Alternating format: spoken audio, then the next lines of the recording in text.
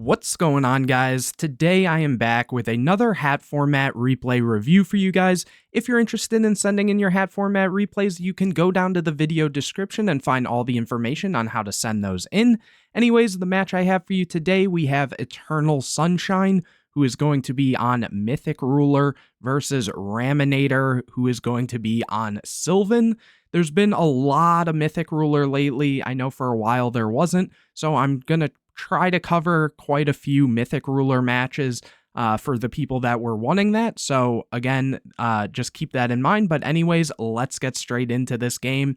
Here we see the rock, paper, scissors, and it looks like Raminator is going to start this one out. Opening hands, we see Phoenix Wing Windblast, Foolish Burial, Tempest, Trade-In, and Debris Dragon. And on the other side, we see Sylvan Sage Koya, Miracle Fertilizer, Upstart Goblin, Archfiend's Oath, and Sylvan Coma Shroomo. Just quickly going to go over Archfiend's Oath, as, you know, this card is sometimes seen in Sylvan, but isn't as common, obviously, in a standard build. It says once per turn you can pay 500 life, then declare one card name, excavate the top card of your deck, and if it's the declared card, add it to your hand, otherwise send it to the graveyard. So, obviously, you know, the whole idea of Sylvan is to excavate, so it's just kind of a neat card. Or say, you know, you stack your deck with something with Charity or something, you're able to basically just draw into it for 500 life, so that's pretty cool too. But anyways, here they are going to get a draw for turn, getting a copy of Sylvan Princess Sprout. From here they go Upstart and get a Hermitry. They take a second to think, they activate Archfiend's Oath, and they call Soul Charge, just a random card here, hitting a copy of Lonefire Blossom, which is pretty solid. You know, they could have tried to go for some form of Miracle Fertilizer play or something here, but choosing just to play it safe and go Coma Shroomo first until they have, you know, more plays they can actually do here, which makes sense. Passing it over to Eternal Sunshine, who gets a copy of Mythic Water Dragon. They're going to go Foolish Burial, sending a White Stone and adding a Blue Eyes. Then they're going to go Trade-In, getting rid of the Blue Eyes, drawing a Tidal and White Stone. They're taking some time to think here. Then they are discarding the Tidal, with the Water Dragon for the effect of Tidal to be able to send a monster from deck to graveyard. You actually don't see that one come up as often, so it's actually kind of cool. Here they're sending a copy of Blaster, which then they are banishing 2 dragons to summon the Blaster, and then normaling Debris Dragon using the effect to bring back the White Stone of Legend. And here they're going to make a Synchro for Scrap Dragon. Okay, probably just trying to, you know, get rid of the set here. And the White Stone is going to trigger there because it is mandatory, adding a copy of Blue Eyes. From here, they are going to Scrap Dragon, getting rid of the Debris and the set Coma Shroomo here. And the Raminator here will be able to use the effect of Sylvan Sage Koya, that when a Sylvan monster is sent to the graveyard, except during the damage step, you can special summon it. So they at least have a body on board, and then it looks like Eternal is going to go Battle Phase and just run it over, setting the Wing Blast and passing it over to Raminator, who gets a copy of Soul Charge, which is extremely good because of, you know, that Lonefire.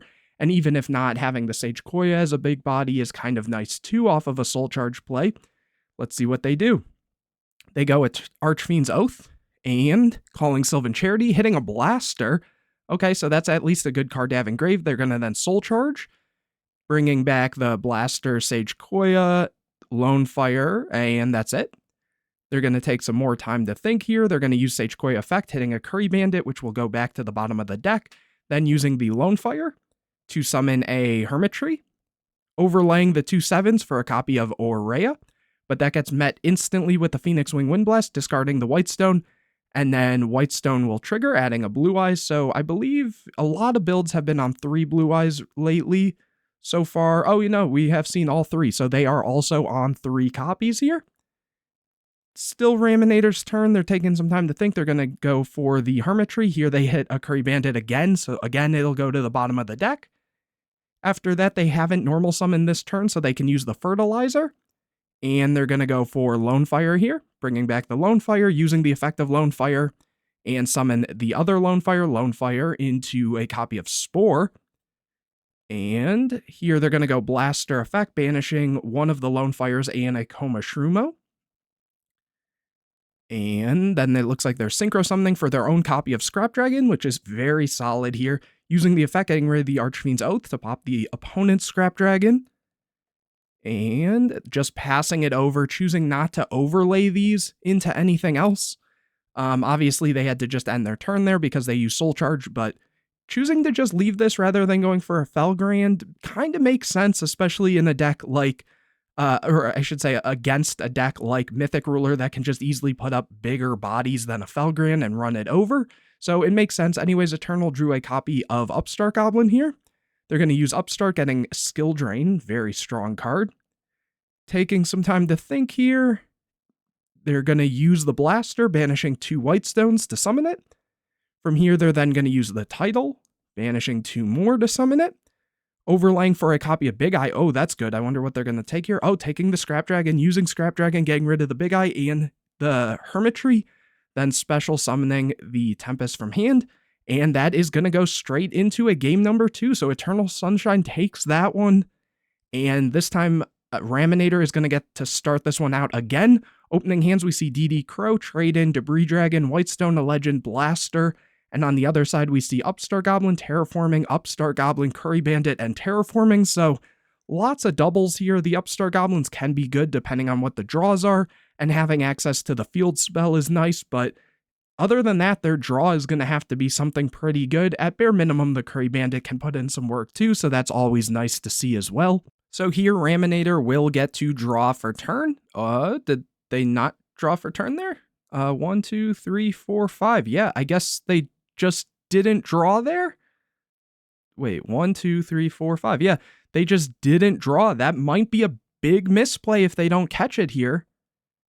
It doesn't look like they're catching it, and they're just going double Terraforming. So just completely forgetting to draw and then using the double Upstart, getting DD Crow and Spore. I guess it's a common thing, especially, I don't know if Raminator plays modern Yu-Gi-Oh! As well, where I've definitely played against a lot of people online, and I kind of have to remind them to make sure to draw for turn, because, you know, stuff like this does come up from time to time. It is very unfortunate, but this is a match from a tournament as well. This is from the most recent Mortal Monthly that's going on at the moment. So, or at least at the time of recording this, it's the Mortal Monthly going on. I don't know if this will come out while that event's still going on or after or what. But anyways, yeah, no, you guys got to make sure that you're drawing for turn in this format when going first. I know it's so different from modern Yu-Gi-Oh, but it's a very key thing. And it can definitely cost you a lot of games. Like, there's a lot of hands and a lot of decks that specifically need to, you know, have as many cards as possible. So just make sure to keep that in mind. But we'll move past it. You know, mistakes do happen. Don't hate on the players or anything in the comments. So here, they're going to take some time to think. They activate Sylvania, discarding the Spore and putting the Sylvan Charity to the top of the deck, and then normal summoning Curry Bandit, using the effect, going to end phase, sending the Charity, Upstart, Komashrumo, Princess Sprout, and another Charity, obviously taking the Charity there. And then the effect of Princess Sprout will summon itself back, and it looks like they're going to make it a level 8 here. And over to Eternal Sunshine, who gets a copy of Gold Sarcophagus. They activate the Gold Sarc, banishing the copy of Redox, which can then activate and add a Mythic Tree Dragon. Then from here, they're going to normal summon Whitestone and go battle phase. That feels a little weird there, especially given they could have, like, if they really wanted to, they could have used the Gold Sarc and banished the Title, and then Title can add the Mythic Water Dragon, and then you can trade in and kind of get more card advantage and hope to draw into other things, because, like, just summoning Whitestone, unless maybe they're going to go like a main phase 2 play, but there's not really a whole lot in their hand that can do much, so kind of interesting to see that. But anyways, they are attacking over the Princess Sprout here, and just going to end phase. Yeah, that's weird. And then anyways, Raminator's going to activate the Mount Sylvania, hitting a Foolish, and it looks like it went to the bottom of the deck there. Yeah, it did. And drawing another copy of Sylvan Komashrumo for turn. And they're going to take some time to think here. They're going to activate Charity, drawing Lonefire, Sage Koya, and another Lonefire. Very good draws. Putting back one copy of Lonefire and the Sylvania. And then they're going to summon Lonefire, use the effect, go for the other Lonefire effect again, going for a copy of Hermitry, using the effect of Hermitry, hitting a Soul Charge, which will go to the bottom of the deck. Unfortunate not hitting anything, but they do have a big body on board at bare minimum, and still having the DD Crow in hand is very good. going and running over the White Stone of Legend here. And I don't know what's going on with the life actually here. I don't know why it says they have so much right now. It says they gain 2,400. I don't think there was anything that making them gain that. Oh, wait. They triple upstarted. So maybe, you know, that might actually not. Oh, if they. Well, wait. If they start with 8,000, that would only be like 11. I don't know why they have so much there. But anyways, not the point. We'll move past it. If it comes up, it comes up. Oh, it looks like they fixed it. I guess they accidentally just had the life point set to the wrong direction there. Anyways, passing it back over to Eternal Sunshine, who gets a copy of Max C, goes trade in, discarding white Blue Eyes, and drawing a Dragon Shrine and DD Crow. Then they're going to send a Blue Eyes, which will then allow them to send the title. And then here they're going to go for Blaster, banishing Blue Eyes and title. And then here the title will activate, getting them a copy of Mythic Water Dragon, and now they have the Tree Dragon and the Water Dragon, so they can do the little combo, switching the levels, and then going for a copy of Felgrand. Going battle phase, attacking over the Hermitry, and attacking in with the copy of Blaster. Going to end phase, here Mount Sylvania is going to activate, hitting a Archfiend's Oath, and it looks like they're going to stack it, so they want to draw that here, getting it. Here they're going to use Sylvania, discarding the Komashrumo to put a Hermitry on top, and then they're going to go for Archfiend's Oath. Interesting to do that as well, rather than, you know, stacking another copy of Sylvan Charity.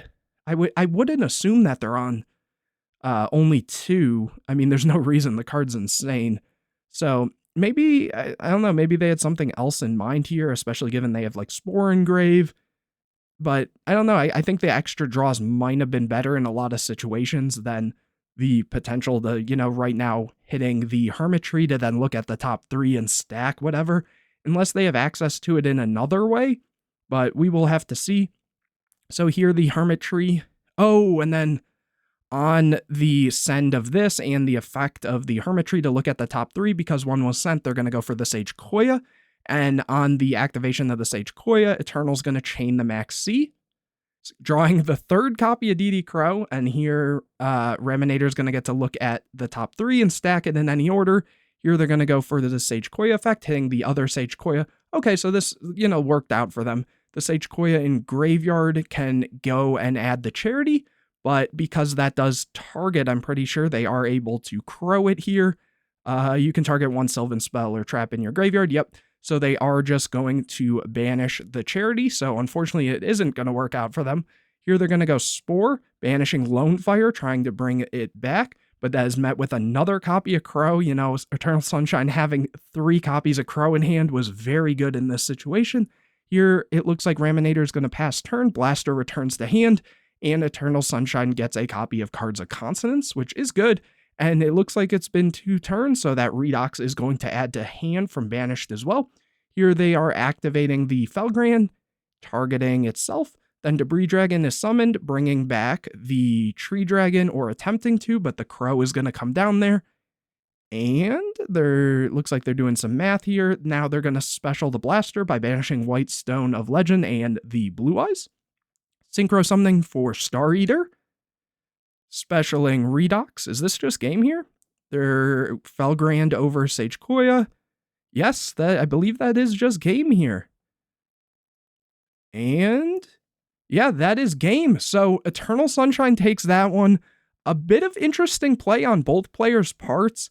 Honestly, it was very interesting. At least we got to see, Mythic Ruler kind of pop off a little bit, and this kind of cool tech card in Sylvan as well. I probably want to, check back in with this player later on in the tournament and, see how their matches are going, because I do like the concept of this card a lot. But anyways, guys, hopefully you did enjoy this video regardless. If you did, make sure to leave a like on it. Comment any questions or videos you want to see in the future. Subscribe to the channel, hit the bell to get notified anytime I put a new video out. Share this video with your friends, and make sure to go down to the video description to find out how you can send in your hat format replays. And anyways, guys, I will see you in the next video.